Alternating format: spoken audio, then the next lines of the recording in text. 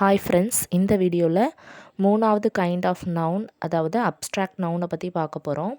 Abstract noun, அப்ஸ்ட்ராக்ட்ன்ற வேர்டுக்கு என்ன meaning அப்படின்னா, கண்ணிற்கு புலனாகாத, கண்ணால் பார்க்க முடியாத அப்படின்ற மாதிரி அர்த்தம். ஸோ அப்ஸ்ட்ராக்ட் நவுன்கிறது நம்ம கண்ணால் பார்க்க முடியாது, ஆனால் நம்மளால் உணர முடியும். அந்த மாதிரி இருக்கக்கூடிய பெயர் சொற்களை தான் அப்ஸ்ட்ராக்ட் நவுன் அப்படின்னு சொல்கிறாங்க.